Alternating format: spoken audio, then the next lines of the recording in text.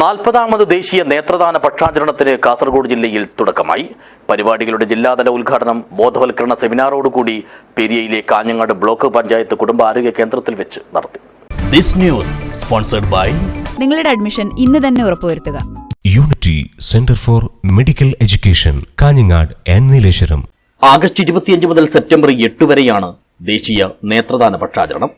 ഇതിന്റെ ഭാഗമായി കാസർഗോഡ് ജില്ലയിൽ നടത്തുന്ന പരിപാടികൾക്കാണ് ബോധവൽക്കരണ സെമിനാറോടുകൂടി പെരിയയിലെ കാഞ്ഞങ്ങാട് ബ്ലോക്ക് കുടുംബാരോഗ്യ കേന്ദ്രത്തിൽ വെച്ച് തുടക്കം കുറിച്ചത്. ജില്ലാ മെഡിക്കൽ ഓഫീസിന്റെയും ദേശീയ ആരോഗ്യ ദൌത്യത്തിന്റെയും ജില്ലാ അന്ധതാ കാഴ്ച വൈകല്യ നിയന്ത്രണ യജ്ഞത്തിന്റെയും സംയുക്താഭിമുഖ്യത്തിൽ സംഘടിപ്പിച്ച പരിപാടി കാഞ്ഞങ്ങാട് ബ്ലോക്ക് പഞ്ചായത്ത് ആരോഗ്യകാര്യ സ്ഥിരം സമിതി ചെയർപേഴ്സൺ വി ഗീത ഉദ്ഘാടനം ചെയ്തു.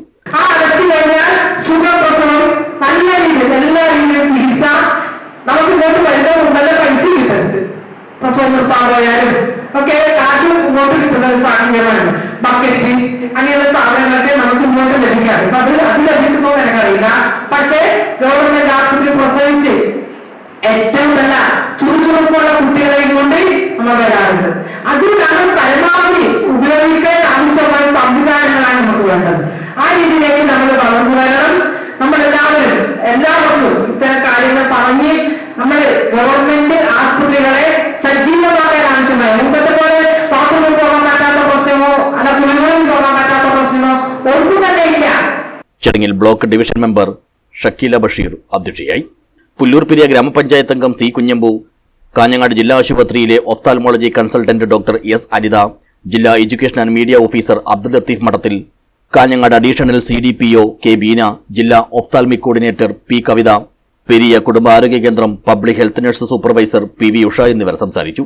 കുടുംബാരോഗ്യ കേന്ദ്രം medical officer doctor DG Ramesh സ്വാഗതവും ഹെൽത്ത് ഇൻസ്പെക്ടർ MV അശോകൻ നന്ദിയും പറഞ്ഞു. തുടർന്ന് അംഗൻവാടി അധ്യാപികമാർക്കായി നടത്തിയ ബോധവൽക്കരണ സെമിനാറിന് ജില്ലാ ആശുപത്രി mobile ophthalmic unit junior consultant ophthalmology doctor S Aparna, Nileshwaram taluk ആശുപത്രിയിലെ ഒപ്റ്റോമെട്രിസ്റ്റ് R അജീഷ് കുമാർ എന്നിവർ നേതൃത്വം നൽകി.